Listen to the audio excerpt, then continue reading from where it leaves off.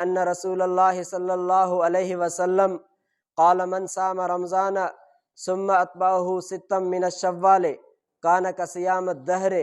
हज़रत अबू अयूब अंसारी रज़ी अल्लाह ताला अन्हु रिवायत करे तो त रसूलुल्लाह सल्लल्लाहु अलैहि वसल्लम फरमायो जंहिं शव्वाल जे महीने जा 6 रोज़ा रखिया ॼणु त उन पूरी ज़िंदगी रोज़नि में गुज़ारियो। ऐं ॿी रिवायत में आहे समेत रसूलुल्लाह सल्लल्लाहु अलैहि वसल्लम यक़ूलु मन साम रमज़ान व सित्तम मिन शव्वालिन वकअन्नमा साम सनतन कुल्लहा।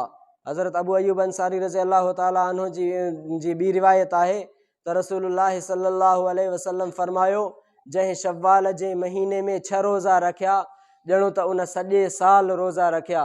क़ुरान मजीद जे अंदरि आहे अल्लाह रब्बुल इज़्ज़त मोमिन खे हिकिड़े नेकी ते अल्लाह रब्बुल इज़्ज़त 10 दर्जा अता फरमाए थो।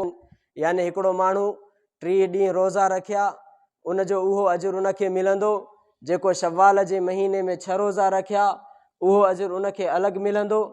3 ॾींहं हो 6 ॾींहं हे ॼणु त मुकमिल साल जे रोज़नि जो अल्लाह रब्बुल इज़्ज़त उनखे अजुर अता फरमाए थो। रमज़ान जा बि रोज़ा रखे थो, शव्वाल जा बि रोज़ा रखे थो त ॼणु त उहो सॼो साल रोज़नि में गुज़ारे थो। जेका ज़िंदगी दुनिया जे तख़्ते ते हू गुज़ारींदो ॼणु त सॼो ज़िंदगी हू रोज़नि में गुज़ारियो आहे। रमज़ान जा रोज़ा उन जा क़ज़ा थी विया आहिनि। हाणे शव्वाल जे महीने में पहिरें रमज़ान जा रोज़ा क़ज़ा करे रखे, उन खां बाद शव्वाल जा रोज़ा रखे। इहे रोज़ा आहिनि 6 पर शव्वाल जे महीने में रखणा आहिनि। शव्वाल जे महीने में पोइ हिकु ॾींहुं रोज़ो रखियो, विच में 1-2 ॾींहं छॾे करे वरी हिकु ॾींहुं रोज़ो रखियो, वरी हिकु ॾींहुं 2 ॾींहं छॾे करे वरी रोज़ो रखियो।